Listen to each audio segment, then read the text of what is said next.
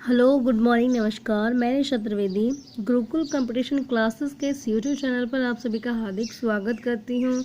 कैसे हैं स्टूडेंट्स आप सभी? In previous classes we were doing first chapter of history. Let's start this lesson now. Today we will read about what is colonial. तो आज हम पढ़ेंगे कि कॉलोनियल क्या है, औपनिवेशिक क्या है। In this book you will read about the way the British came to conquer the country. तो इस बुक में आप पढ़ोगे कि किस तरीके से अंग्रेजों ने भारत को जीता, यानी हमारे देश को जीता, एंड एस्टेब्लिश देयर रूल, और अपने शासन की स्थापना की, सबजुगेटिंग लोकल नवाब्स एंड राजाज, साथ ही स्थानीय राजा और नवाबों को अपने अधीन किया। You will see how they established control over the economy. आप ये भी देखेंगे किस तरीके से उन्होंने सामाजिक और आर्थिक रूप से कंट्रोल किया, या फिर समाज और अर्थव्यवस्था पर अपना कंट्रोल किया। Collected revenue to meet all their expenses, अपने सभी खर्चों की पूर्ति के लिए रेवेन्यू कलेक्ट किया। Bought the goods they wanted at low prices, और वस्तुएं खरीदी जिन्हें वो लो प्राइसेस पे खरीदना चाहते थे, कम कीमत पर खरीदना चाहते थे। Produced crops they needed for export, और जिन फसलों की एक्सपोर्ट के लिए ज़रूरत थी उन फसलों को प्रोड्यूस कराया, उगवाया। And you will understand the changes that came about as a consequence, और साथ ही आप यह भी उन बदलावों को भी समझेंगे जो इनके परिणाम स्वरूप आए थे। You will also come to know about the changes British rule. आप ये भी जानेंगे कि कौन से बदलाव ब्रिटिश शासन लेकर के आया। About in values and taste, value taste से लेकर कस्टम्स एंड प्रैक्टिस में, साथ ही जो वहाँ के रीति रिवाज और परंपराएं थी उसमें क्या बदलाव हुए वो सब पढ़ोगे। And the subjugation of one country by another, जब एक देश के द्वारा दूसरे देश को गुलाम बनाया जाता है, leads to these kinds of political, economic, social and cultural changes, तो वहाँ पर ऑटोमेटिकली ही राजनीतिक, सामाजिक, आर्थिक और सांस्कृतिक रूप से बदलाव आते हैं। We refer to the process as colonisation, और हम इसी प्रोसेस को, इसी प्रक्रिया को भी औपनिवेशीकरण का नाम दे सकते हैं। तो स्टूडेंट्स, जब कोई पावरफुल कंट्री दूसरी कंट्री को अपना गुलाम बनाती है या अपने अधीन करती है, तो इसका मतलब है कि वो उसे अपना उपनिवेश बना रही है, ठीक है, अपनी कॉलोनी बना रही है।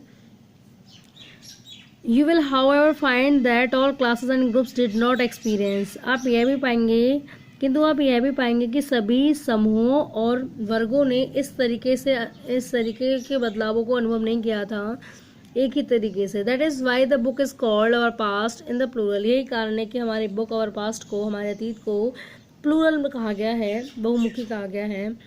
Next, how do we know, हम कैसे जानते हैं, यानी हमें इस सब की इंफॉर्मेशन कहाँ से मिलती है। What sources do historians use in writing about the last 250 years of Indian history? तो भारतीय इतिहास के पिछले 250 साल के या पिछले 250 सालों के इतिहास को लिखने के लिए इतिहासकारों ने कौन से स्रोत का इस्तेमाल किया। एडमिनिस्ट्रेशन प्रोड्यूसेस रिकॉर्ड्स, तो सबसे पहले तो एडमिनिस्ट्रेशन ने रिकॉर्ड्स प्रोड्यूस किए, प्रशासन ने रिकॉर्ड निकाले। One important source is the official record of the British administration. तो ब्रिटिश प्रशासन के बारे में जानने के लिए सबसे महत्वपूर्ण साधन हमारे लिए आधिकारिक रिकॉर्ड हैं। The British believed that the act of writing was important, अंग्रेजों का मानना था कि जो लिखने की जो प्रोसेस है वो बहुत महत्वपूर्ण है। Every instruction, plan, policy, decision, agreement, investigation had to be clearly written up, तो प्रत्येक निर्देश, योजना, नीति, निर्णय, समझौता, छानबीन, इन सबको स्पष्ट रूप से लिखना जरूरी था। वंस दिस वॉज डन, यदि एक बार हो गया, things could be properly studied and debated, तो चीज़ों को अच्छी तरीके से बहस किया जा सकता है और उनका अध्ययन किया जा सकता है।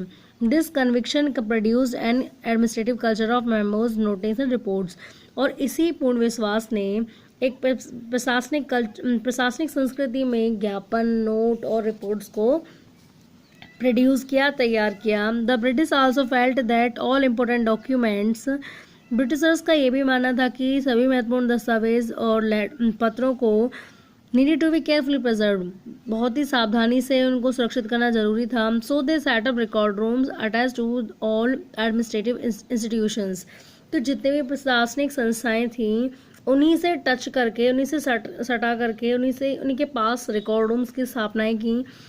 द विलेज तहसीलदार्स ऑफिस, गांव का जो तहसीलदार था उसका ऑफिस, कलेक्टोरेट, यानी समाहरणालय, द कमिश्नर्स ऑफिस कमिश्नर का ऑफिस, द प्रोविंशियल सेक्रेटरीट स्थानीय सचिवालय, द लॉ कोर्ट्स कानूनी अदालतें, all had there record room. तो इन सभी के अपने अपने रिकॉर्ड रूम होते थे। Specialised institutions like archives and museums were also established to preserve important records. साथ ही जो विशिष्ट संस्थान थे जैसे आर्काइव्स यानी कि अभिलेखागार और संग्रहालय यानी कि जिसमें आर्कोलॉजिकल सोर्सेस रखे जाते हैं, archives and museums were also established to preserve important records. तो महत्वपूर्ण रिकॉर्ड्स को प्रिजर्व करने के लिए, उनको सुरक्षित रखने के लिए आर्काइव और म्यूजियम जैसे विशिष्ट संस्थान का निर्माण किया गया, उनकी स्थापनाएं की गई। Letters and memos that moved from one branch of the administration to another in the early years of the 19th century can still be read in the archives। यानी कि 19वीं शताब्दी के आरंभिक वर्षों में यानी एक प्रशासन की एक शाखा से दूसरी शाखा में भेजे गए जितने भी पत्र और ज्ञापन थे उन सभी को हम आज भी आर्काइव में बैठ करके पढ़ सकते हैं। You can also study the notes and reports that district officials prepared। साथ ही आप यह भी पढ़ सकते जो भी रिपोर्ट्स डिस्ट्रिक्ट ऑफिशियल्स यानी जिला अधिकारियों के द्वारा जो भी रिपोर्ट और नोट्स तैयार किए गए थे, और द इंस्ट्रक्शंस एंड डायरेक्टिव, साथ ही जो भी निर्देश पत्र तैयार किए गए थे, that was sent by officials at the top to provincial administrators. जो निर्देश और निर्देश पत्र उच्च अधिकारी से लेकर के प्रोविंशियल एडमिनिस्ट्रेटर्स यानी कि स्थानीय प्रशासकों के द्वारा जो भी रिपोर्ट्स वगैरह भेजी गई थी, जो भी निर्देश पत्र दिए गए थे, उन सभी को आज भी हम आर्काइव्स में बैठ करके पढ़ सकते हैं, वो आज भी प्रिजर्व हैं हमारे लिए। In the early years of the 19th century, these documents were carefully copied out। तो 19वीं शताब्दी के आरंभिक वर्षों में इन डॉक्यूमेंट्स को बहुत ही सावधानी पूर्वक इनको कैलीग्राफिस्ट के द्वारा जो सुंदर लेख लिखते हैं उनके द्वारा कॉपी कराया गया।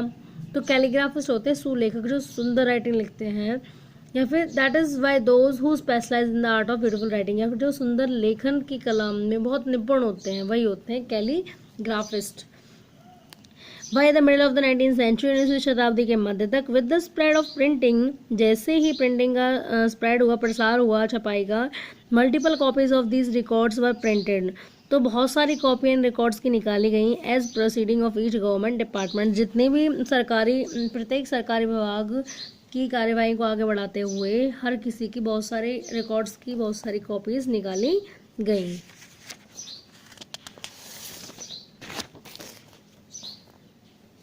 Surveys become important. अब है सर्वे बहुत महत्वपूर्ण होता है। कैसे? The practice of surveying also became common under the colonial administration. तो औपनिवेशिक प्रशासन के अंदर सर्वे करना महत्वपूर्ण हो गया था। द ब्रिटिश बिलीव्ड दैट, अंग्रेजों का मानना था कि a country had to be properly known before it could be effectively administered. तो किसी भी देश का प्रभावकारी प्रशासन चलाने के लिए सबसे पहले ज़रूरी है कि उस देश को हम अच्छी तरीके से जान लिया जाए, By the early 19th century, detailed surveys were being carried out to map the entire country। तो 19वीं शताब्दी के आरंभिक वर्षों तक विस्तृत सर्वे किए गए और साथ ही पूरे देश का मैप किया गया। पूरे देश को मैप के जरिए तैयार किया गया, पूरे देश का मैप निकाला गया। इन द विलेजेस, गाँव में रेवेन्यू सर्वेज वर कंडक्टेड। रेवेन्यू यानी राजस्व से संबंधित सर्वे कंडक्ट किए गए, संचालित किए गए। The effort was to know the topography, साथ ही देश की टोपोग्राफी स्थलाकृति को जानने का प्रयास किया गया। वहाँ की क्वालिटी, मिट्टी की क्वालिटी, पेड़ पौधों के बारे में, फौना एंड फ्लोरा, पेड़ पौधों के बारे में, द लोकल हिस्ट्री, स्थानीय इतिहास के बारे में, एंड द क्रॉपिंग पैटर्न, साथ ही फसल प्रारूप के बारे में जानने का प्रयास किया गया। All the facts seen as necessary to know about the administer the region. तो जितने भी किसी क्षेत्र की प्रशासन के से जुड़ी जितनी भी जानकारियाँ थीं, जितनी भी जानकारी देखी गई वो सब आवश्यक समझी गई।